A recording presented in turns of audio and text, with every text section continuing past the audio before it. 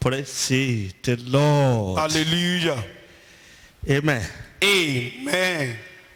Mo kí gbogbo wa káàbọ̀ sínú ìpàdé àdúrà ti Wednesday ti ẹni. I welcome everybody to this Wednesday prayer meeting. Mo sì gbàgbọ́ wípé bó ti wá orí tí ẹ ṣe lórúkọ Jésù Kristi. Amen. Ohun tọ́lọ́run ti ṣètò tó dára fún ọ yóò wá sí ìmúṣẹ lórúkọ Jésù Kristi. Amen. Síwájú mo fẹ́ ká gbàdúrà yìí. At first, I want us to pray this prayer point. Mo fẹ́ kó o pariwo kó o sọ fún Ọlọ́run. I want you to cry out and tell God. Gbogbo di Jericho tí ò jẹ́ kí n rọ́nà kọjá láti ọ̀pọ̀ ọdún. Every wall of Jericho that did not allow me to go for many years. Wá pariwo. You will cry out. Ẹ wó lulẹ̀. Be demolished. Ẹ wó lulẹ̀ ní orúkọ Jésù. Ó yá àdúrà. Jesus, people that are praying. Orúkọ Jésù Kristi. Gbogbo ẹ̀yin odi òkùnkùn, ẹ̀yin odi Jericho tí ò jẹ́ rọ́nà kọjá láti ọ̀pọ̀ ọdún. Mo pàṣẹ fún yín pẹ̀lú iná. Ẹ máa wó lulẹ̀. Ẹ máa wó lulẹ̀. Ẹ máa wó lulẹ̀. Ẹ máa wó lulẹ̀. Mo fẹ́ kọjá síbi àyè ńlá. Ẹ ò gbọ́dọ̀ dá mi dúró. Odi òkùnkùn, odi ènìyàn, odi àwọn ìkà. Lórúkọ Jésù ẹ wó lulẹ̀. Gbogbo odi tí ń sọ ní di kékeré náà ìyá tí mo ti jáde. Odi tí ń sọ ní dẹni ojú kan ṣoṣo. Odi tí kì í jẹ́ kéèyàn ó di ńlá. Odi tí mú kí àrà ó kú sínú ènìyàn. Lórúkọ Jésù ẹ wó lulẹ̀. Pẹ̀lú agbá tí pẹ̀lú ẹ̀jẹ̀ ìbòníkà ẹ wó lulẹ̀. Ẹ wó lulẹ̀. Ẹ wó lulẹ̀. Ẹ wó lulẹ̀. Gbàdúrà yẹn dáradára. Pray the prayer points very well. Bó àdúrà Jésù Kristi Olúwa wa. In Jesus' name we've prayed. Gbàdúrà kejì. Pray the second prayer point. Wàá sọ wípé You will say, gbogbo okùn tí àwọn ìka fi so mí mọ́lẹ̀ sí ojú kan ṣoṣo. every evil cord that the wicked one used to tie me down to a point. Wàá máa sọ pé iná ẹ̀mí máa jà. Fire of Holy Spirit, cut Iná it. jà. Fire, break Ó it. yá àdúrà. Pray about and pray. Orúkọ Jésù name of Kristi. Jesus. Ẹ̀mí mímọ́ o. Holy Spirit. Gbogbo okùn ìka. Every evil Okùn cord, àìrí. invisible Tí cord, àwọn ènìyàn búburú ẹ̀ fi so mí and this mọ́lẹ̀. wicked one used to tie me Tí mi down. ò lè sáré. Now allow me to Tí mi ò run. lè débi tí mo ń lọ. Get to my Tí mo destination. sáré ìrìn àjò bákan náà. Journey the same Ẹ máa way. já. Break. Ẹ já. Break. Ẹ já. Break. Ẹ já. Break. Iná láti ọ̀run yá Fire, já. break it. Gbàdúrà yẹn dáadáa. Pray the prayer points very well.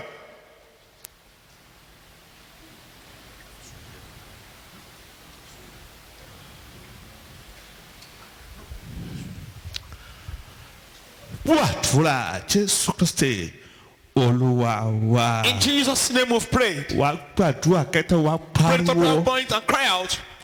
Wàá ní gbogbo agbára tó sọ pé mi ò ní ga. Every power saying I will not be great. Bó tí ò kí n ṣe làálàá tó No láyé. matter how I labor in life. Irọ́ ló pa. are a liar. Lórúkọ Jésù ó In the yá name di of òkú Jesus, àdúrà. die. Orúkọ Jésù Kristi ẹ̀mí mímọ́ o. Gbogbo agbára tó sọ Every pé mi ò ní power saying ga. I will not be Tó ní great. ọmọ mi ò ní My children ga. will not be great. Tó lọ́mọ ọmọ mi ò ní That ga. my grandchildren Tó will not be lọ́kọ mi ò ní great. That ga. my husband will not be great. Lórúkọ Jésù In the name ni of mo Jesus, pàṣẹ fún I ọ. decree. Mo ní kó dòkú. Die. Ó yá di òkú. Die. Ó yá di òkú. Die. Ó yá di òkú. Die. Ó yá di òkú. Die. Ọlọ́run aláàyè ó yá jà fún mi lórúkọ Fight for Jésù. me in the name Gbàdúrà of yìí Jesus. dáadáa. Pray the prayer point very well.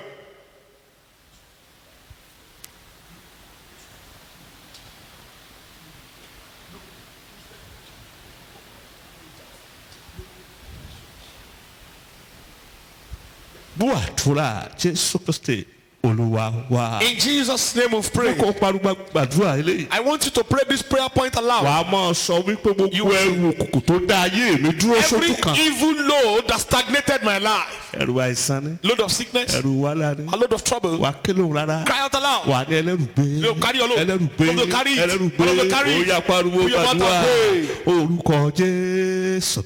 Ẹ̀mí mímọ́ ò gbogbo ẹrù ìkà. Every load of the wicked. Ẹrù òkùnkùn. Evil load. Èyí tó mú mi mọ́lẹ̀ sójú kan ṣoṣo. Stagnated my life. Ó yá ẹlẹ́rùgbé. You carry it. Lórúkọ Jésù In the ẹgbẹ́rù name rẹ̀. of Jesus, Ó yá máa gbé. carry it. Gbé. Carry it. Gbé. Carry it. Gbé. Carry it. Gbé. Carry it. Gbé. Carry it. Gbé. Carry it. Lórúkọ Jésù In kò the gbẹ́rù ẹ̀. name of Jesus, carry your Gbogbo load. ẹrù ìkà. Every load of the wicked. Gbogbo ẹrù àwọn èèyàn búburú. Load of the Èyí wicked tó mú mi ones. mọ́lẹ̀ sójú kan. Stagnated my life. Èyí tó jáyé mi ó Did not sẹ́rẹ̀. allow my life to Ó move tú àkókò forward. báyìí. It is time Ìwọ now. tó ní ẹrù. Load, load. Lórúkọ Jésù mo pàṣẹ That fún ọ. was Ó just- I yá command gbé you. ẹrù ẹ Carry your load. báyìí. Gbé ẹrù ẹ báyìí. Carry your load. Gbé ẹrù ẹ báyìí. Carry your load. Gbé ẹrù ẹ báyìí. Carry your load. Gbé ẹrù ẹ báyìí. Carry your load. Lórúkọ Jésù In mo ní kò the gbé ẹrù name of ẹ. Jesus, carry your load. gbàdúrà yẹn pẹ̀lú ìtara. Pray the prayer point zealously.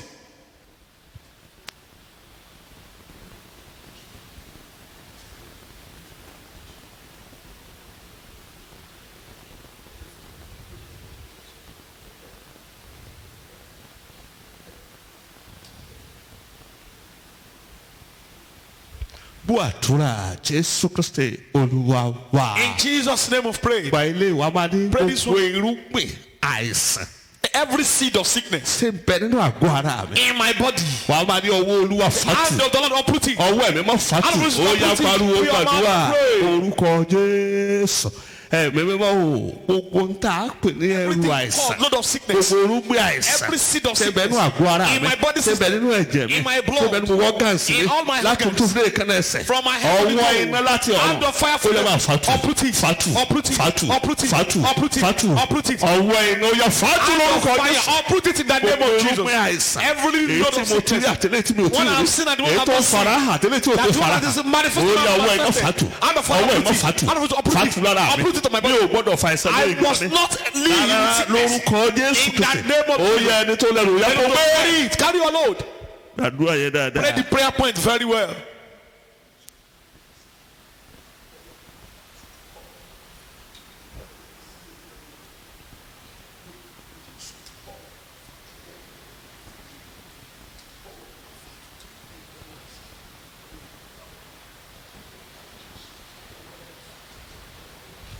Buatura Jésù Kristi Olúwa wa. In Jesus' name we've prayed. Wàá sọ wípé You will say, gbogbo inú àtìmọ́lé ta ni mo wà. in whose prison am I? Olúwa fi ọwọ́ iná gbé mi jáde. Lord, bring me out of Gbé mi fire. jáde ó yá Bring me pariwo out. àdúrà. What I'm praying. Orúkọ Jésù ẹ̀mí mọ́ o. Inú àtìmọ́lé ta ni mo In wà. whose prison am Inú I? àtìmọ́lé ta ni ògo In mi whose wà. prison is Inú my àtìmọ́lé glory? ta ni àwọn ọmọ In mi whose wà. prison are my Ẹ children? gbọ́ ọ̀rọ̀ Olúwa. Hear the word of the Ó Lord. ní ẹ gbé orí sókè inú Lift up ọ̀nà. your head, O ye Ó ní gates. ká gbé sókè And ilẹ̀kùn be lifted ayé up the láyé. everlasting Ó ní kí doors. ọba ògo kí ó wọnú And lé the wá. come in. Mo pàṣẹ fún I yín. decree. Lórúkọ In the Jésù name yẹ of Jesus. jọ̀wọ́ mi lọ́wọ́ Release me. báyìí. Olúwa tú mi sílẹ̀. Lord, deliver me. Ó yá gbogbo ẹnu ọ̀nà túwó yẹ fọ́ pẹ̀lú Every iná. door of the prison. Ọgbẹ́ break by ilẹ̀kùn fire. yẹ máa ṣí. The doors be Ẹ opened. máa ṣí. Be opened. Ẹ máa ṣí. Be opened. Bó o ti sún fún Pọ́ọ̀lù àti Sílà yọ As ṣí. the open for Paul and Silas opened for Mo me. fẹ́ jáde I want to tòmótòmó. come out to Mo my fẹ́ glory. jáde I tọmọtọmọ. want to come out Mo my fẹ́ children. jáde tìyìtìyì. I want to come out Ó yá honorably. lórúkọ Jésù. In the name Ọwọ́ of Olúwa Jesus. gbé mi jáde. Hand of the Lord bring me out. Áńgẹ́lì Ọlọ́run yá sílẹ̀kùn Angel of the túbú. open door for Ó me. yá jẹ́ kí n jáde. Let me come out. Gbàdúrà yẹn Pray the dáadáa. prayer point very well.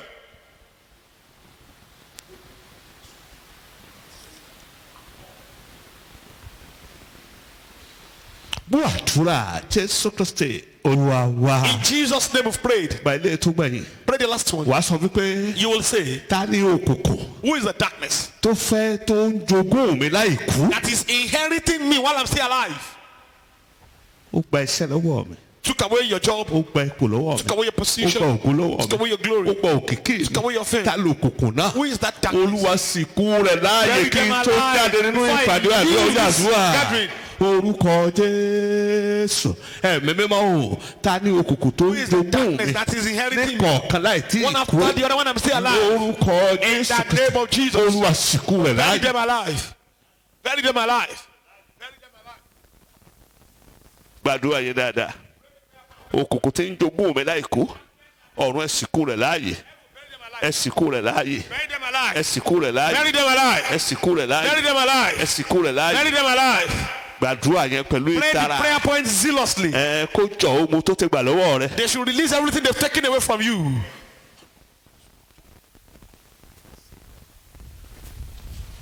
Gbàdúrà yẹn pẹ̀lú ìtara. Pray the prayer point zealously. Máa dárúkọ tí wọ́n ti gbà lọ́wọ́ rẹ. Mention what they've taken away from Tí wọ́n you. ti jogún rẹ̀ lọ́wọ́ rẹ. What they've inherited from you. Máa béèrè fún máa gbà á Ask for it padà. and recover them. Máa gbà á padà. Recover Máa them. gbà á padà. Recover them. Máa gbà á padà. Recover them.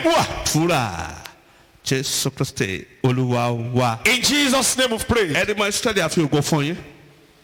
Ọlọ́run aláya sọ pé ẹ dára púpọ̀ gba ọpẹ́ wa. Amen. ní wákàtí yìí mo fi àṣẹ ọ̀run sọ̀rọ̀ wípé gbogbo tí wọ́n ti fi òkùnkùn pàtẹ tàbí tí wọ́n jogún lọ́wọ́ rẹ̀ ó yá gbà á padà. Amen. pẹ̀lú iná mo ní kó gbà á padà. Amen. ó yá gbà á padà. Amen. gbà á padà. Amen. ṣẹ̀kẹ̀ṣẹ̀kẹ̀ ìgbésẹ̀ kó já lára rẹ̀. Amen. ṣẹ̀kẹ̀ṣẹ̀kẹ̀ àìsàn kó já lára rẹ̀. Amen. ṣẹ̀kẹ̀ṣẹ̀kẹ̀ ojú kan kó já lára rẹ̀. Amen. kó já lára rẹ̀. Amen. kó já lára rẹ̀. Amen. kó já lára rẹ̀. Amen. kó já lára rẹ̀. Amen. ó yá di òmìnira. Amen. di òmìnira. Amen. di òmìnira. Amen. ògo ní forúkọ Olúwa. Hallelujah. bá a ti ń tẹ̀ síwájú lórúkọ Jésù ẹ̀mú kó fi ọwọ́ agbára bá ọ pàdé. Amen. bá a bá rí ogun tó tẹ̀lé ọ wá bí mo ti ń gbọ́ mo ní kó pòórá lára rẹ̀ báyìí. Amen. ẹni tó lérí ikú mọ́ kó fẹ̀mí ara rẹ̀ dí. Amen. tọmọtọmọ kó wà lálàáfíà. Amen. ògo ní forúkọ Olúwa. Hallelujah. Jésù Olúwa wa. Amen. Amen. Amen. In Jesus' name. Praise the Lord. Hallelujah. a fẹ́ wo àkòrí kan pàtàkì. I want to examine an important topic. mo pè é ní pé ènìyàn búburú yóò ṣubú. I call it that the wicked shall fall. ènìyàn búburú yóò ṣubú. The wicked shall fall. ẹ jẹ́ ká wo Psalm number 27. Orin Dáfídì orí kẹtàdínlọ́gbọ̀n. Olúwa ni ìmọ́lẹ̀ àti ìgbàlà verse mi. 2. Ẹsẹ̀ kejì. Nígbà tí àwọn ènìyàn búburú àní àwọn ọ̀tá mi àti àwọn abínúkù mi súnmọ́ mi láti jẹ ara mi wọ́n kọsẹ̀ wọ́n sì ṣubú. lórúkọ Jésù Kristi gbogbo àwọn tó bá ń lépa láti jẹran ara rẹ láti mú ẹ̀jẹ̀ rẹ lónìí wọ́n ṣubú lórúkọ Jésù. Amen. a ní ìgbà díẹ̀ sẹ́yìn Many times ago, arábìnrin kan fẹ́ rìnrìn àjò. a woman wanted to embark on a journey. ó sì ti múra dáadáa torí pé ẹ̀mí Ọlọ́run ti fún láyè láti lọ sínú àjò yẹn. She had prepared very well because the Spirit of God had given her clearance to go. ṣùgbọ́n torí pé àwọn ọ̀tá ò fẹ́ kó lọ. But because enemies did not want her to go, wọ́n fẹ́ kó lọ. they did not want her to go. ẹni arábìnrin jẹ́ ẹni tó máa ń pàdúrà dáadáa. And this woman happened to be a prayer warrior. so ó gbé báàgì rẹ̀ ó dúró sẹ́gbẹ̀ẹ́ títì. So she took her bag and she stood by the roadside. ó ń wá mọ́tò. She was expecting a motor that would convey her. lójijì Suddenly, wòlíì aláṣọ funfun kan a white garment prophet ó bá ń bọ̀ was coming, ó bá nawọ́ sí báàgì arábìnrin láàrin àwọn báàgì tó wà lẹ̀. pointed at the bag of the pé woman. gbọ́ o Here, Olúwa sọ pé ò gbọ́dọ̀ rìnrìn àjò yìí o bẹ́ẹ̀ ni tó rìnrìn àjò tó bá lọ yóò kú this lè. person should travel, the person will die. arábìnrin bá sọ fún mi pé And the woman told him, ó ní Mr. Prophet wòlíì, ọ̀gbẹ́ni wòlíì, Bíbélì sọ wípé the Bible says, mi ò ní kú ikú kan bí kò ṣe yíyè shall not die but live kí lè máa ròyìn iṣẹ́ agbára rẹ̀. to proclaim his mighty works. mo ti fi ọ̀nà mi lé Ọlọ́run lọ́wọ́ kí n I tó kú. committed my ways into the hand of God. ó dẹ̀ tẹ́lẹ̀ kẹ́ ẹ máa lọ. And he has told me to go. nítorí náà Therefore, mi ò ní kú ikú kan I shall not die bí kò ṣe yíyè. but live. kí hallelujah. Hallelujah.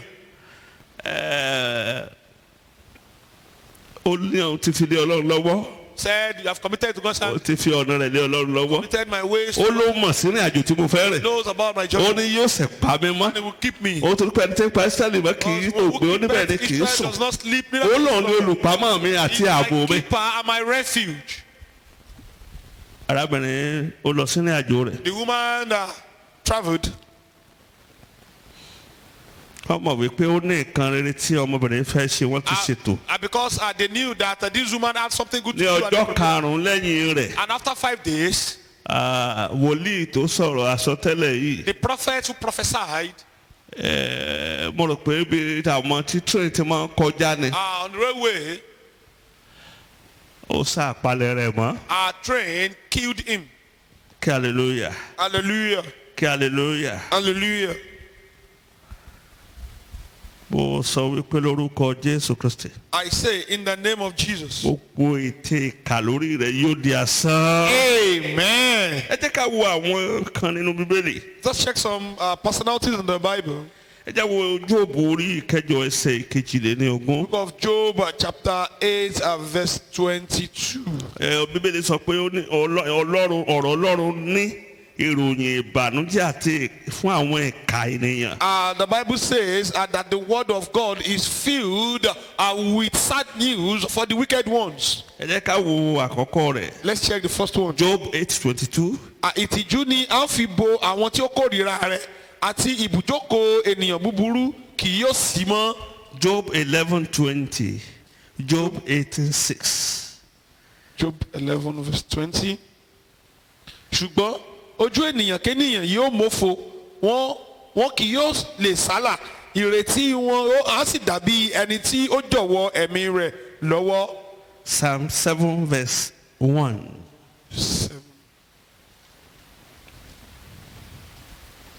Olúwa Ọlọ́run mi ìwọ ni mo gbẹ́kẹ̀ mi lé gbà mí lọ́wọ́ gbogbo àwọn tí ń ṣe inúnibíni sí mi kí o sì yọ mí kúrò. Jẹ́ kí ọ̀tá mi kí ó ṣe inúnibíni sí ọkàn mi kí ó sì tẹ ẹ̀mí mi mọ́lẹ̀ kí ó sì fi ọlá mi lé ní ekuru. Dìde Olúwa ní ìbínú rẹ̀ gbé ara rẹ̀ sókè nítorí ìkáàánú àwọn ọ̀tá mi kí wọn kí ó sì jì fún mi sí ìdájọ́ tí wọ́n ti pa ní àṣẹ. Hallelujah. Hallelujah. O lè kọ àwọn sẹ́bílì mọ̀ sílẹ̀. You can write down these Bible verses. Psalm 146 verse 9. Isaiah 2 chapter 3:11. Then Isaiah 48:22. Jeremiah 30:23. O lè kọ sílẹ̀. You can write down ẹ ó rí àwọn ìròyìn Bible búburú verses. tí Ọlọ́run ní fún àwọn tó bá jẹ́ ìkà. And at the same time you will see the bad news that God has for the wicked. Èṣù torí pé ó mọ̀ pé àkókò ó ti kúrú lọ ó múra gidigidi láti máa kọlu àwọn ènìyàn. The devil, because he knows that he has limited time, he is prepared very well to attack people. Ṣùgbọ́n mo gbàdúrà fún ọ wípé I pray for you that o ò ní bọ́ sọ́wọ́ lórúkọ Jésù. Amen. Ìwé Tímótì kìíní orí ìkẹrin ẹsẹ̀ ìkíní. At the book of 1 Timothy chapter 1 verse 4. Ẹ jẹ́ ká wo ohun tó wí. And let us see what it has there.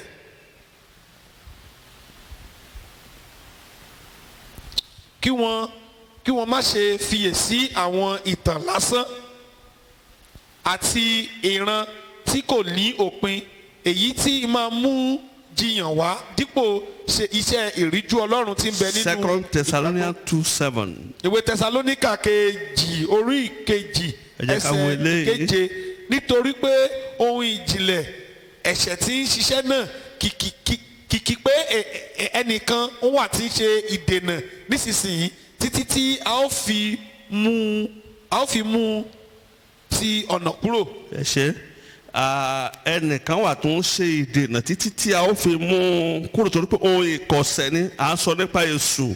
There is a personality who is hindering and blocking. Ó ti tú ẹ̀mí ìkà sí ìta. He has released the spirit of wickedness. Láti máa kọlu àwọn èèyàn. In order to attack people. Láti máa bà tàwọn èèyàn jẹ́. To destroy people's life. Revelation 12:12. Ìwé ìfihàn orí kejìlá ẹsẹ̀ ìkejìlá. Luke 10:19. Ìwé Luke orí kẹwàá ẹsẹ̀ kọkàndínlógún. Nítorí náà ẹ máa yọ̀ ẹ̀yin ọ̀run àti ẹ̀yin tí ń gbé inú wọn.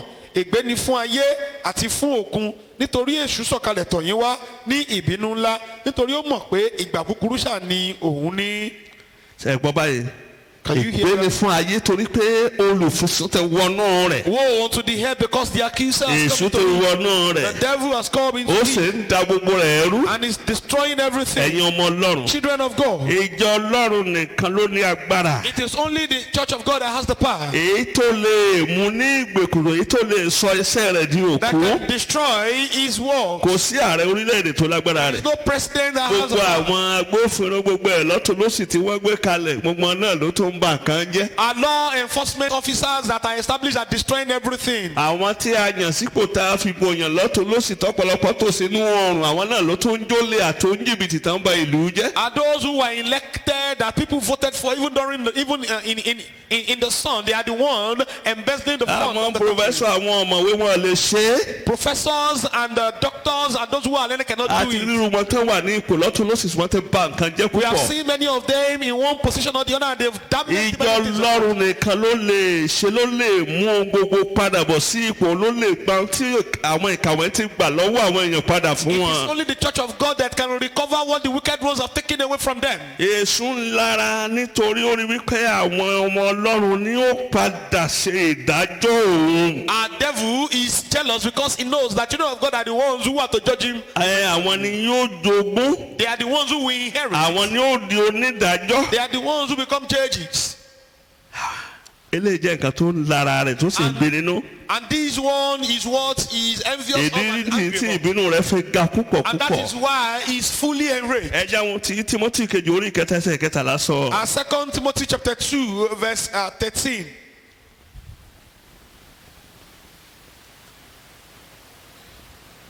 Bí àwa kò bá gbàgbọ́, òun dúró ní òótọ́ nítorí òun kò lè ṣe ara rẹ̀, kò lè ṣe ara rẹ̀. Kí hallelujah. Hallelujah. Mo sọ fún wa wípé. Telling us that. Ayé ìtún burú sí ni, iṣẹ́ ìkà ń pọ̀ sí ni. The work of wickedness is exacerbating. Àwọn èèyàn ń gba ìtọ̀. People are now getting you. Tàbí ìgbé àwọn èèyàn máa dẹ̀ ṣiṣẹ́ burúkú lé lórí. They will work terribly on it.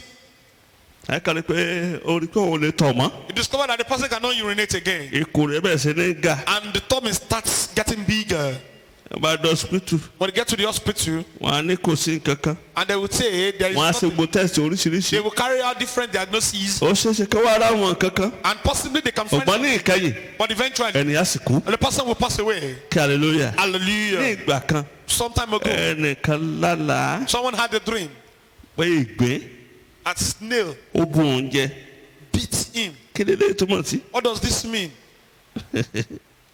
ìyẹn ni pé ọ̀tá ń lo àwọn nǹkan tó jẹ́ pé kò lágbára láti pa èèyàn lára. It means that enemies are using harmless things to harm people. nígbà tí ẹyẹ bẹ wá jí lọ́jọ́ kejì. And when the person woke the following day. a kàrí wípé. It was discovered ìṣòro ti dé. Problem had started. ogun ti dé. Battle had wọ́n á máa rán ejò sí yàn. Because you could send snake. wọ́n á ní kó lọ kọlù kó lọ bù sán. And bite the person. lójú àlá. In the dream.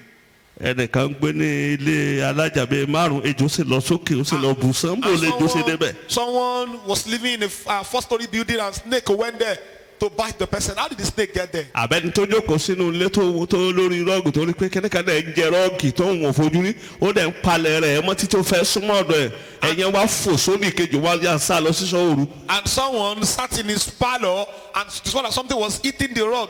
And when the person discovered that something was eating, he jumped to the other side and ran to vigil. Hallelujah. Hallelujah. àti ra àwọn nọ́ọ̀sì kan tí wọ́n kà tí wọ́n sọ pé ẹ̀jẹ̀ àwọn aláìsàn tó wà lọ́sítù làwọn mú. I will see many nurses who confessed that they were drinking the blood of their patients. Hallelujah. Hallelujah. Hallelujah. Hallelujah. àti ra àwọn kéésì tó jẹ́ pé ẹni tó ní ìyàwó púpọ̀ tó jẹ́ pé wọ́n bá ní ẹni yẹn kú òsì aláìsí àwọn àlọ́mú ìyàwó kẹjọ pọ̀ ló wà nídìí rẹ̀. I have seen a situation whereby a man who married many wives died suddenly and the 8th wife happened to be the cause of his death. wọ́n lóun ni wọ́n fẹ́ ẹ̀sùn kàn án. And the 8th wọ́n wife mú lọ sí ibi òrìṣà wọn ní kó lọ búra. was taken to a god to swear. ẹni yẹn sá kú. And the person eventually nígbà died. tẹ́lẹ̀ máa wá rí pé kì í ṣòun gan ló pa á. And when they would find out, they discovered that she was not the one who killed wọ́n máa mọ̀ fi ọgbọ́n òkùnkùn yí ilé lórí ni. They use a demonic prank to put that evil load on her. Hallelujah. Hallelujah. mo ti rí ọ̀pọ̀lọpọ̀ àwọn tó ń gba chẹ́ẹ̀kì tó ń gba owó ńlá ṣùgbọ́n tó yẹ pé wọn àná mọ tán fún yẹn ṣe gbogbo ẹ̀ ló máa dé dáadáa máa wọn lọ́wọ́. I've seen many people who got huge amount of money and they would not know what they use the money for. Hallelujah. Hallelujah. ọ̀pọ̀lọpọ̀ ló ti gbọ́ ọmọ ọ̀dọ̀ táwọn ọmọ ọ̀dọ̀ ti wá di orísun àgbàná àti wàhálà fún. And many people are employed maids and the maids have later become source of trouble and problem for them. ọ̀pọ̀lọpọ̀ ni ọ̀tá ti àgádágodo mọ́ ayé rẹ̀. There are many that the enemies have locked up their life with padlock. tẹ́ ẹ bá lọ sí ìgboro àwọn wèrè ń pọ̀ sí ni àwọn tí wọ́n ń ya wèrè ń pọ̀ sí ni. And if you go out there, you discover that insane people are increasing by the day. ọ̀pọ̀lọpọ̀ àwọn aláìgbàgbọ́ gbogbo rẹ̀ ti ń dàrú mọ́ lọ́wọ́ tí ò tẹ̀ yí àwọn onígbàgbọ́ gan mọ́ báyìí. There are many things that are happening that even believers do not comprehend anymore. ọ̀pọ̀lọpọ̀ àwọn kìrìsìtẹ́nì ló wà nínú ìgbèkùn tí wọ́n dé wọ́n fi nǹkan bí 50 dé. There are many lẹ́yìn ọ̀pọ̀lọpọ̀ àdúrà ó jábẹ́ 10 lára rẹ̀. There are many Christians in bondage now that they are padlocked with 50 padlocks, and after deliverance prayer, many deliverance prayers they can only break 10. bí ọ̀pọ̀lọpọ̀ ti ń bọ́ nínú ìkan ló tún wọ òmíràn. As many have been delivered from one, they are going to another battle. wọ́n ti ń gbàdúrà kan lòmíràn yọ. As they are praying and having victory in one area, another one is springing up. ọ̀pọ̀lọpọ̀ àwa síbi àdúrà. Many people who come for prayer. a ti gbọ́ pé òkè wọn gbọ́dọ̀ lo ilé wọn á bọ̀ sílẹ̀ sínú mọ́tò. They will have heard that you must not use bó bá tún ti parí àdúrà rẹ̀ tán. And after prayer. a ní mọ̀mọ́ a ní ká yá ló fún ní báńkù yẹn ò lè ṣaláì lò rárá. And imagine they will say that their grandmother gave them these bangles and they must use it. wọ́n á tún de gbogbo rẹ̀ mọ́ra. And attach everything to themselves again. wàhálà tún bẹ̀rẹ̀. And problem will start afresh. àwa máa béèrè lọ́pọ̀ ìgbà wípé. we asking most times that. kí ló dé bó láyé ètò ń ṣe rí bí ilé. why is our life like this? nígbà wo ni wàhálà máa tánú ayé ètò. when will problem end in our life? kí ló dé tó jẹ́ pé kò sí nǹkan tó tiẹ̀ ṣe nínú ayé òun. why is it that there is nothing good coming forth in our life? kí ló dé táwọn ẹ̀mí burúkú mọ̀ ẹ́ kọ̀ láti fi òun sílẹ̀. why are these demonic spirits still dwelling and tormenting us? kí ni nǹkan tí mo ṣe fún wọn? and what did you do to them? kí hallelujah. hallelujah. kò sẹ́ni tí ò ní ọ̀tá ẹ̀mí. there is no one who doesn't have spiritual enemy. tó o bá sọ pé ò ní. if you say you do not have. bóyá o sọ̀kalẹ̀ láti ọ̀run ni. possibly you just fell from heaven. bóyá wo bí ọ. probably you were not born. kí hallelujah. hallelujah.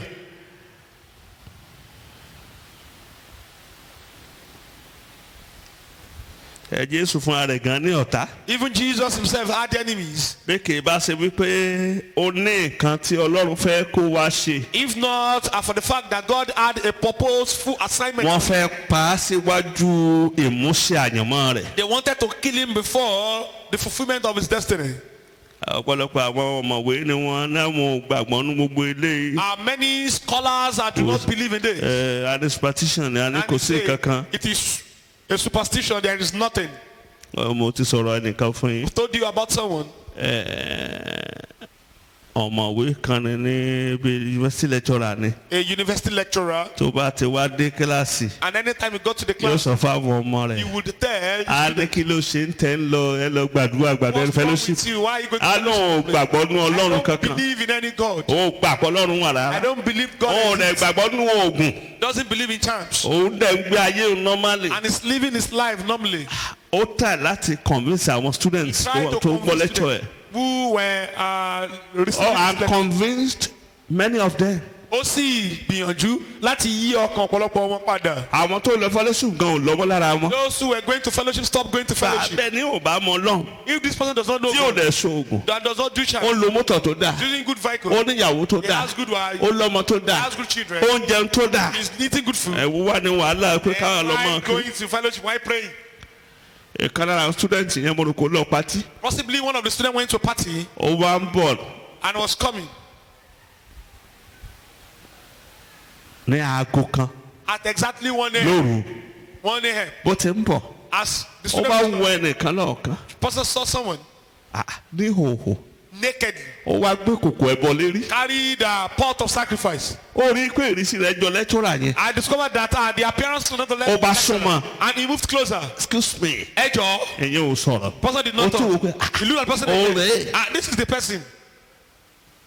ìjẹ́ wa sáré padà sí fellowship. and that one ran back to the fellowship. Olúwa dáríjì mi o. God forgive me. dáríjì mi o. Forgive me. àṣírọ́ ló ń pa. and he was lying. ẹ̀rà tá a wà nìyẹn. that is the era we have. kí hallelujah. hallelujah. ẹ̀rà àwọn ẹ̀ka. the era of the wicked. àwọn ẹ̀ka tó tún kàwé. the wicked, the learned wicked.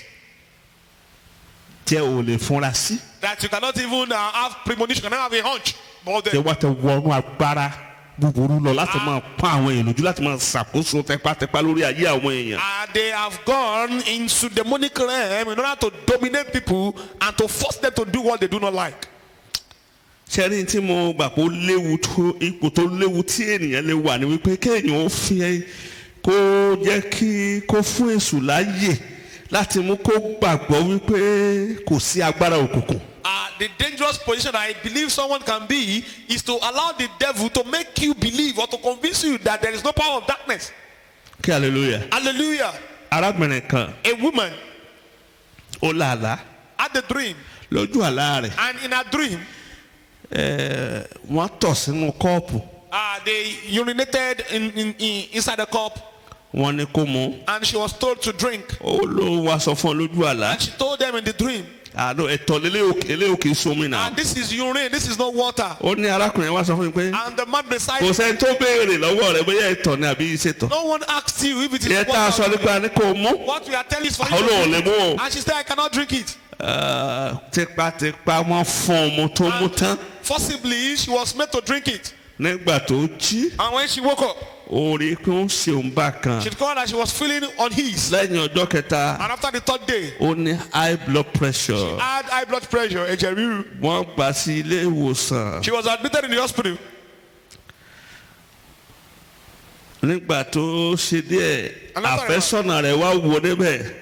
The fiance came to. Nígbà tó rí bí ipò rẹ̀ ṣe rí. When he discovered his ìyẹn sá lọ pé òun ò ṣe mọ́. He ran away and ceased to be in the relationship. Ó sì bẹ̀rẹ̀ sí ní wo gbogbo tó fi ọjọ́ ayé rẹ̀ ṣe ó sì ń bàjẹ́ lọ wẹ́rẹ́wẹ́rẹ́. And she was seeing everything she labored for throughout her life, everything was being destroyed. Iṣẹ́ ìkà nìyẹn. That is the work of the wicked. Èṣù lu àwọn ìka ènìyàn láti pé kí wọ́n pa Jésù Kristi. And the devil used the wicked ones to kill Jesus Christ. Ṣùgbọ́n torí pé kò lóye ohun pé ikú Jésù gangan ikú yẹn ló wá kú láyé.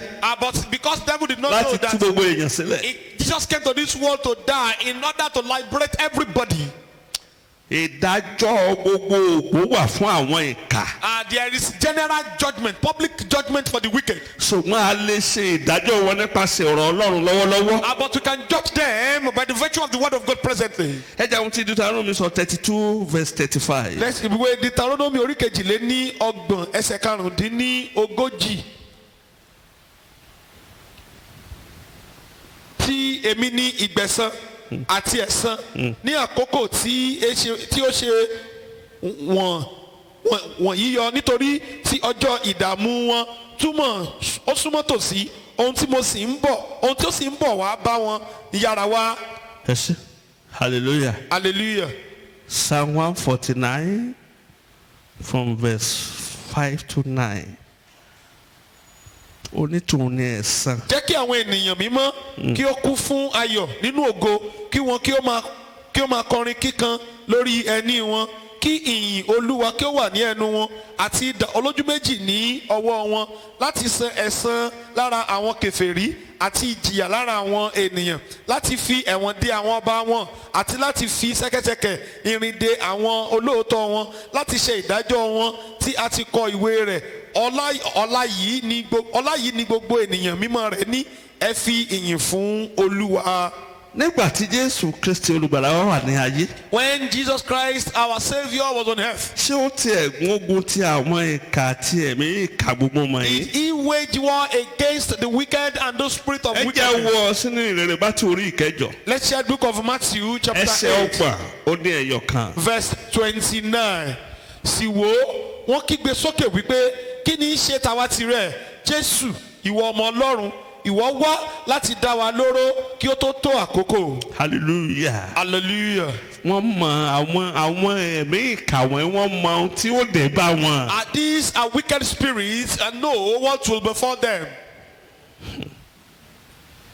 Mo gbàdúrà fún ọ lónìí. I pray for you today. Gbogbo iṣẹ́ ìkà nínú ayé rẹ. Every work of wickedness in your life. Ọ̀run yóò sọ di òkú lórúkọ Jésù. Amen. Wọ́n sọ pé Jésù wọ́n pè ní Olúwa. What Jesus was called the Lord. Kí ni ṣe tàwa àti rẹ̀? And what have we? Fè wá sílẹ̀. What have we done with it to you? Jẹ́ ká pa àyànmọ́ ẹni run pátápátá. Let us destroy the destiny of this person. Kí ló dé tó ń yọ wá lẹ́nu? Why are you troubling us? Ní tí wọ́n sọ fún Jésù nìyẹn. And that was what they told Jesus. Ìwọ Jésù ní kò pa irú ẹ̀ mọ́. But Jesus told them to keep quiet. Ó ní kó jáde. Come out. Hallelujah. Hallelujah. So fẹ́ kí àyànmọ́ rẹ ó parun. Do you want your destiny to be ruined? Tó bá jẹ́ bẹ́ẹ̀ kọ́ ni ìdáhùn rẹ. If no is your answer. O gbọ́dọ̀ pèsè ara rẹ fún ogun. You must prepare yourself for battle. O gbọ́dọ̀ ṣetán àti gbàdúrà tó You must be nítumọ̀. ready to pray purposeful prayer. hallelujah. Hallelujah. ọ̀pọ̀lọpọ̀ ló wà nínú ogun àwọn àṣìbẹ́ ni pé kò sógun kankan. Many people are dwelling in battle and they will be doing as if they wọ́n á bẹ̀ sí ní ṣe tó wù wọ́n. and they will be doing what they like. wọ́n á máa wọ ohun tó wù wọ́n. They will be wearing what they like.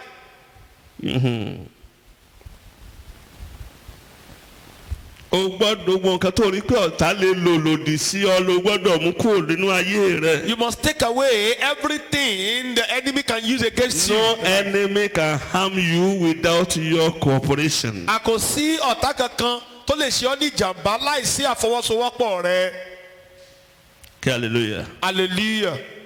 tó o bá fẹ́ sọ ara rẹ di ọ̀tá ara rẹ. If you don't want to make yourself the enemy of yourself, o gbọ́dọ̀ kíyèsára. you must be very careful. ẹ̀bá alágbèrè òun ni ọ̀tá ara rẹ̀. A fornicator is an enemy to òpùrọ́ himself. ọ̀tá ara rẹ̀ A ni. liar is an enemy to him or herself. ọ̀pọ̀lọpọ̀ ti sọ ara wọn di ọ̀tá ara Many wọn. people have made themselves to become their enemy. ẹni tó ń jà ọ̀tá ara rẹ̀ ni.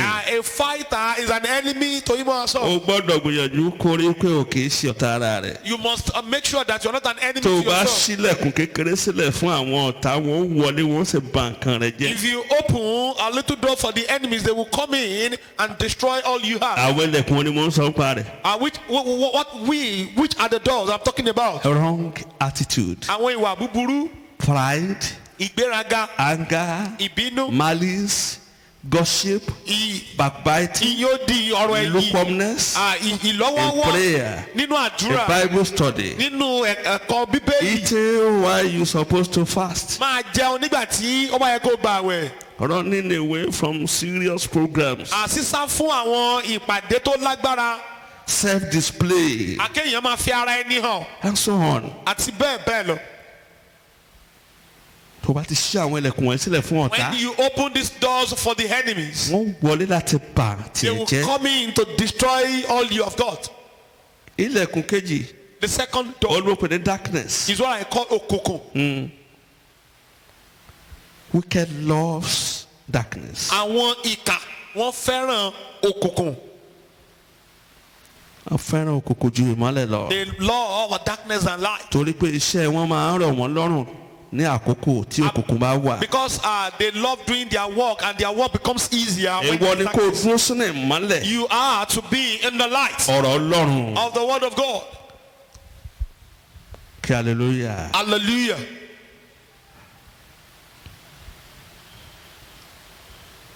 má lọ béèrè rẹ̀ lọ́wọ́ àwọn òkùnkùn. Don't go and seek help from darkness. tó o bá ṣe bẹ́ẹ̀, If you do this, ó san gbèsè rẹ o. you will pay the debt. wàá sẹ́ lọ́nà tó burú You will pàápàá. pay it in a terrible way. kò sí nǹkan ọ̀fẹ́ lọ́dọ̀ rẹ̀. There is nothing free with them.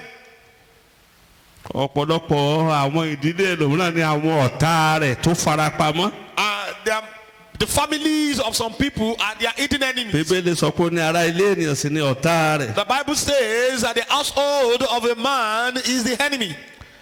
ọmọ Ọlọ́run gbọ́dọ̀ kíyèsára kó mọ irú owó tí ó ná. The child of God must be very careful to know that when they will spend. wọ́n gba rìbá. Don't collect bribe. bó o bá pa á pọ̀ tàbí tó o ná yóò di wàhálà fún ọ. If you spend it or join together, it will not become trouble àwọn for you. ilẹ̀kùn ẹni ọ̀tá máa ń lò láti dá ènìyàn lóró. These are the doors that the enemy use to torment people. má mú property tí ò yẹ kó o ní má mú wọnú ilé rẹ. Don't take property that does not belong to you to your ohun house. tí ń ṣe tẹlòmíràn má mú wọnú ilé What rẹ. belongs to others, don't take it to your house.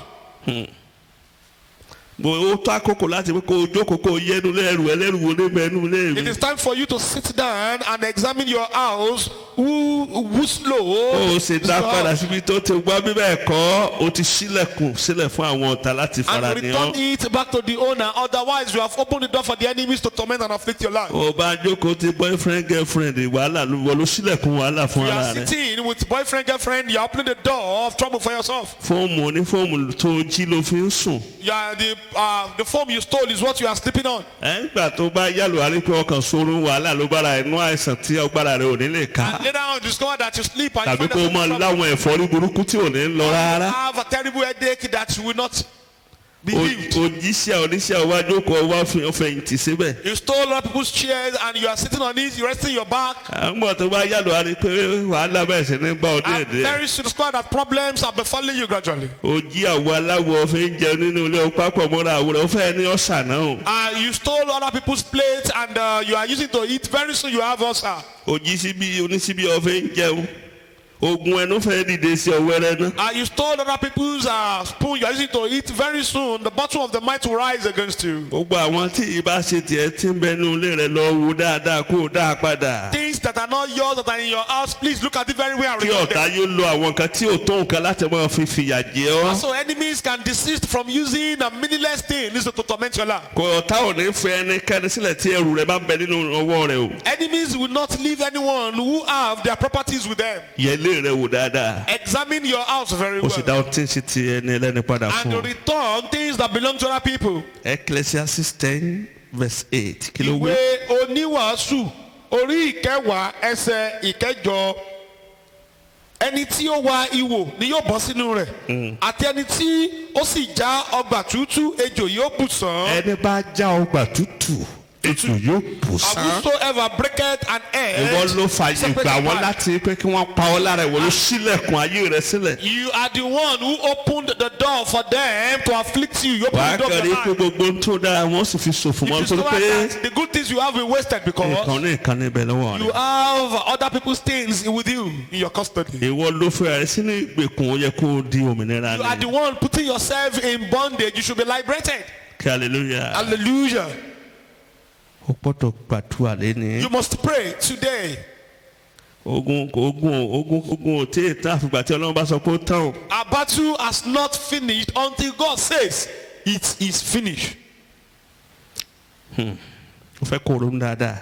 I want you to think deeply Kó o wo àwọn nǹkan tí ọ̀tá ti ṣe fún ọ. and look at what enemies have done for you. Eléyìí sì gbọ́dọ̀ jẹ́ kí o múra dáadáa kó o gbàdúrà bí ẹni tí nǹkan ṣe. And this will make you to prepare very well and pray violently.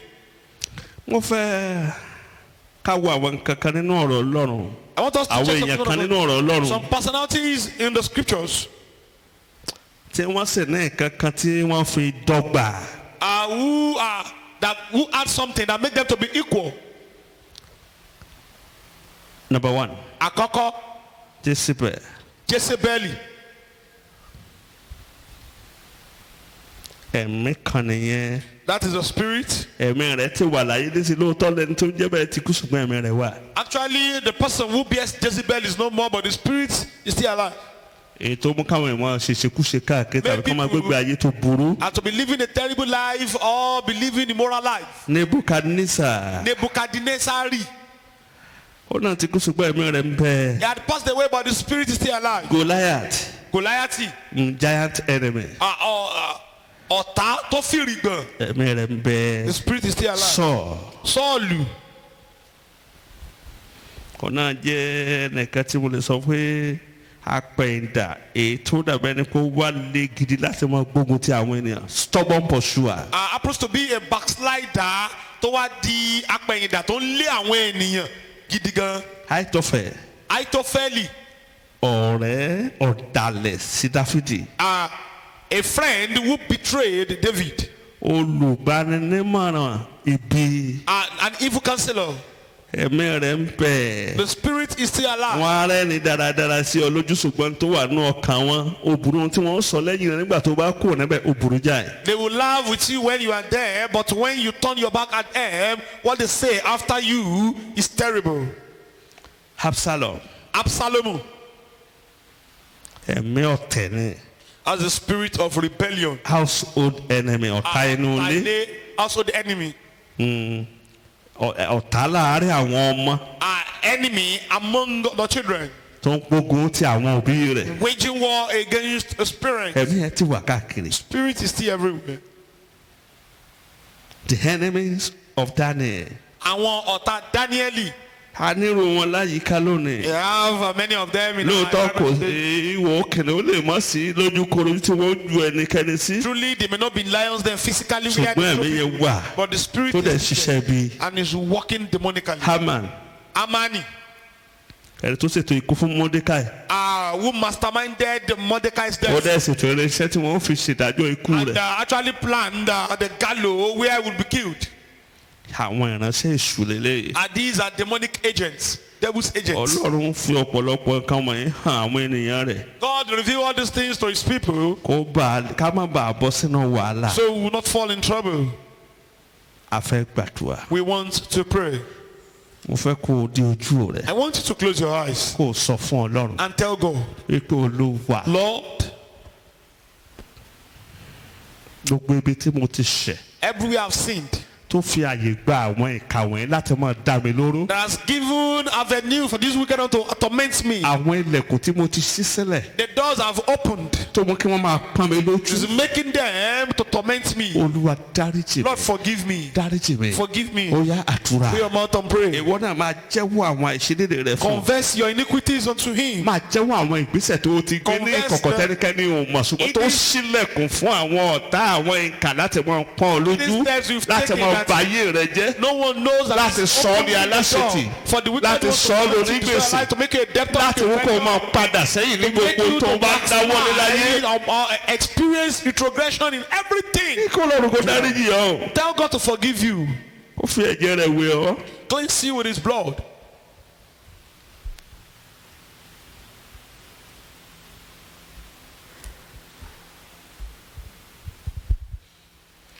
Gbàdúrà Jésù Kristi Olúwa wa. In Jesus' name we've prayed. Jésù kò wẹ̀ ọmọ pátápátá.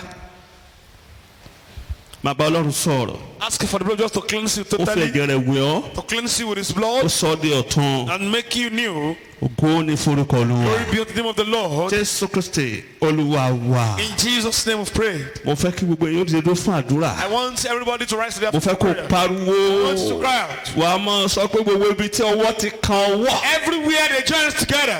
Gbogbo ibi tí ọwọ́ àwọn ìka ti kan ọwọ́. Everywhere the wicked one joins Lórí together. ayé mi. Over my Lórí life. ọmọ mi. My children. Lórí iṣẹ́ mi. My work. Iná túmọ̀ ká ó yà àdúrà. Orúkọ Jésù. Ẹ̀mí mọ̀ wo ibi tí ọwọ́ àwọn ìka ti kan ọwọ́. Everywhere the evil Lórí one ọ̀rọ̀ joins mi. together. Over my Lórí ọ̀rọ̀ ọmọ mi. My children. Lórí ọ̀rọ̀ iṣẹ́ mi. My work. Iná máa tú wọn ká. Fire scatter Iná them. tú wọn ká. Fire scatter them. Iná tú wọn ká. Fire scatter Iná them. tú wọn ká. Fire scatter Iná them. tú wọn ká. Fire scatter them. Pariwo gbàdúrà. Out and pray.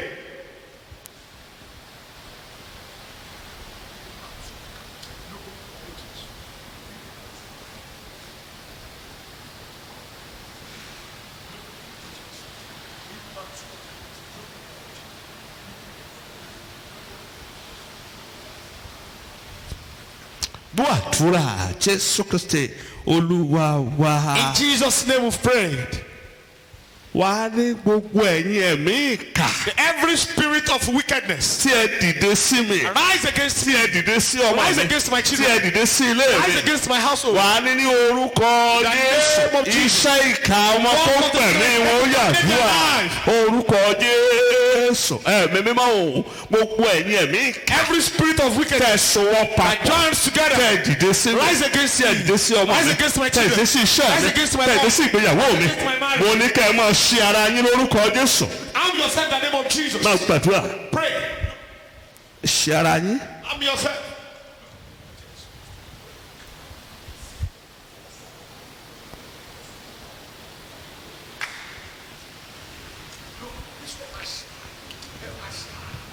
Gbàdúrà Jésù Kristi Olúwa wa. In Jesus' name we pray. Wà á ní gbogbo iṣẹ́ ìkà tí wọ́n ti ṣe lórí ayé mi. Walk of wickedness and done. Ẹ di òkú lónìí ó yàdúrà.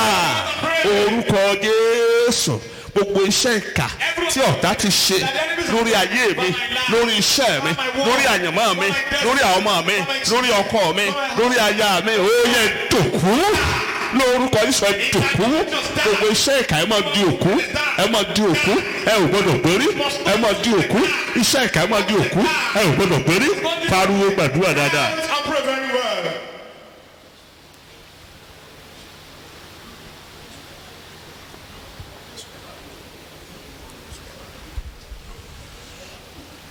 Gbàdúrà Jésù Kristi Olúwa wa. In Jesus' name we pray. Ìmọ̀kímọ̀ kò má gbọ́dọ̀ jọ. Ètekéte kò lè dúró. ẹnikẹ́ni tó bá dẹrù ọ̀ràn kó forí ara rẹ̀ gbé nítorí Olúwa làwa ń bá dúró ìmọ̀kímọ̀ o ìmọ̀kímọ̀ kò má gbọ́dọ̀jọ́ èkété kò lè dúró ẹnikẹ́ni tó bá dẹrù ọ̀ràn ni ó forí ara rẹ̀ gbé nítorí Olúwa làwa ń bá dúró ìmọ̀kímọ̀ kò má gbọ́dọ̀jọ́ ètekéte kò lè dúró lórí ọmọ lórí ọkọ ẹnikẹ́ni tó bá dẹrù ọ̀ràn ni ó forí ara rẹ̀ gbé torí Olúwa lèmi bá dúró ìmọ̀kímọ̀ o. ìmọ̀kímọ̀ kò má gbọ́dọ̀ jọ ètekéte kò lè dúró. a kò gbọ́dọ̀ dúró ẹnikẹ́ni tó bá dẹrù ọ̀ràn ni ó forí ara rẹ̀ gbé.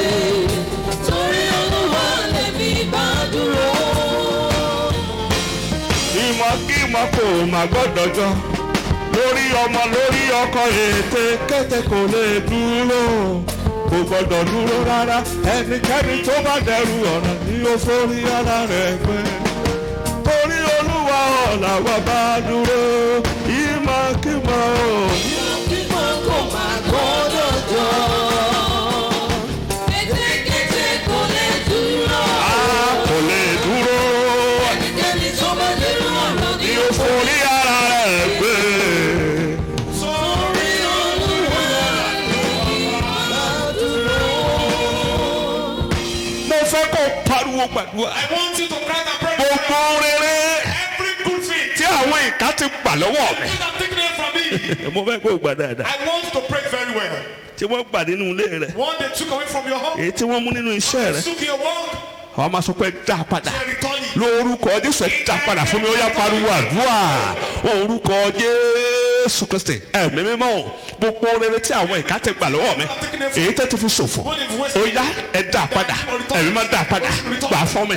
dá a padà fún mi. gbà fún mi. dá a padà fún mi. gbà fún mi. dá a padà fún mi. gbogbo tí àwọn ìka ti gbà lọ. lórúkọ Jésù ni mo pàṣẹ. mo ní ká ẹ máa dá a padà. ẹ máa dá a padà. mo pàṣẹ fún yín ni. ní orúkọ Jésù mo ní gbogbo orúkọ. àkọ́wé pé aṣọ orúkọ fún mi tó mo ní gbogbo orúkọ. ní orúkọ Jésù pé kó máa wọlé. mo pàṣẹ mo ní ká ẹ jọ̀wọ́ rẹ̀ fún mi. Return it.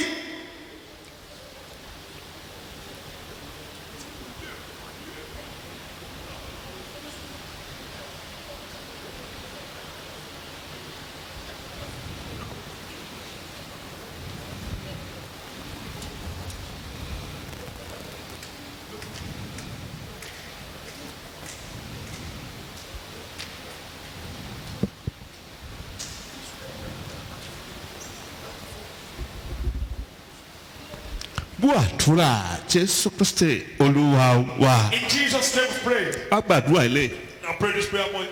mo ti ń parí lọ. Rounding off wá gradually. sọ fún Ọlọ́run. Tell God. wàá ní gbogbo ẹ̀yin ẹ̀mí ìkà Every spirit of wickedness tí ẹ ti ń ṣiṣẹ́ lòdì sí ayé mi láti inú oyún wá has been working against my life right from the womb títí di ìsinsìnyí. till now. wàá ní mo pè yín papọ̀. I call you together. mo pè yín papọ̀. I summon you.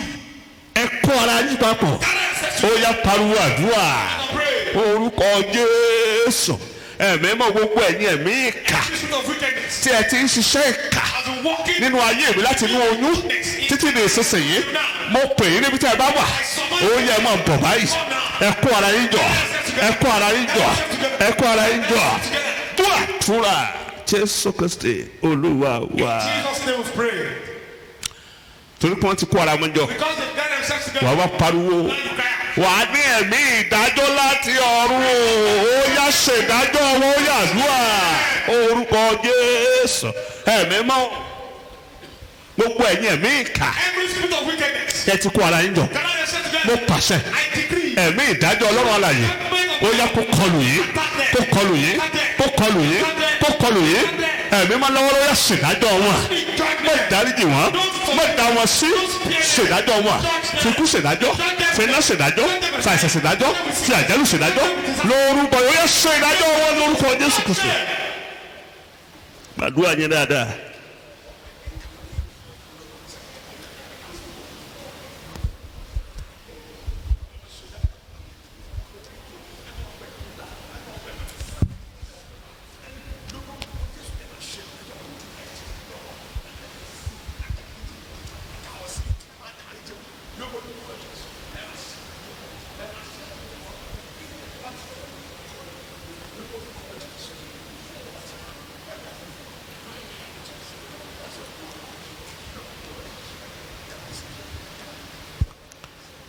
Buatura Jésù Kristi Olúwa wa. In Jesus' name. Ẹni mímọ́ Ísírẹ́lì àfi ògo fún yín ẹgbà ọpẹ́ wa. Ẹnìkan ṣoṣo tó ní kọ́kọ́rọ́ Dáfídì lọ́wọ́ tó ń ṣí tó ń tì tí òsèǹ tó lè ṣí tàbí tó lè tì Olúwa gba ọpẹ́ wa. Gbogbo ọkàn tí ń ṣe àmì ni mo sọ wípé lọ́wọ́ àwọn ìkàwé ó yẹ gba ìtúsílẹ̀. Gba ìtúsílẹ̀. Gba ìtúsílẹ̀. Iṣẹ́ rẹ kó gba ìtúsílẹ̀. Ayé rẹ kó gba ìtúsílẹ̀. Ọmọ rẹ kó gba ìtúsílẹ̀. Mo ní kó gba ìtúsílẹ̀. Gbogbo àwọn agbára ìkà tí wọ́n so wọ́n ibi papọ̀ tí wọ́n fi ọ sínú àìsàn lórúkọ Jésù Kristi ni mo tú wọn ká pẹ̀lú iná yọ tú wọn ká. Gbogbo agbára àfọwọ́sowọ́pọ̀ àwọn ìkà tó sọ sínú ìgbèsè ni mo sọ wípé lónìí iná ládùn yọ tú wọn ká. Bó o ti ń gbọ́ mo ní kó o dìde lórúkọ Jésù. Iṣẹ́ rẹ kó dìde, ayé rẹ kó dìde, iṣẹ́ rẹ kó dìde, ayé rẹ kó dìde, iṣẹ́ rẹ kó dìde, ayé rẹ kó dìde. Irúgbìn ìkà ó yá pẹ̀lú iná ó yá mo jáde lára rẹ̀. Lónìí ni mo ní kí ilé rẹ ìgbéyàwó rẹ tí àwọn ìkà ti dàrú mo mú ọ padà bọ̀ sí ipò ó yá padà sí ipò. Ẹ̀kọ́ rẹ tí wọ́n ti mú àṣetìgbà ó yá kó padà sí ipò. Ìṣeré rẹ tí àwọn ìkà ti fi ṣòfò ó yá gbà á padà. Ohun gbogbo tó o ti sọnù sí ọwọ́ àwọn ìkà ní ìlọ́po ó yá gbà á padà. Gbà á padà, gbà á padà, gbà á padà, gbà á padà, gbà á padà, gbà á padà. Ayé rẹ kó létò, kó lẹ́rìí, kó níbẹ̀ kó sọ bẹ́ẹ̀. Ògo ni fún orúkọ Olúwa. Ògo ni fún orúkọ Olúwa. Jésù Kristi Olúwa wa. Jesus' name. Praise the Lord. Hallelujah. Amen. Amen. Akọ àdúrà.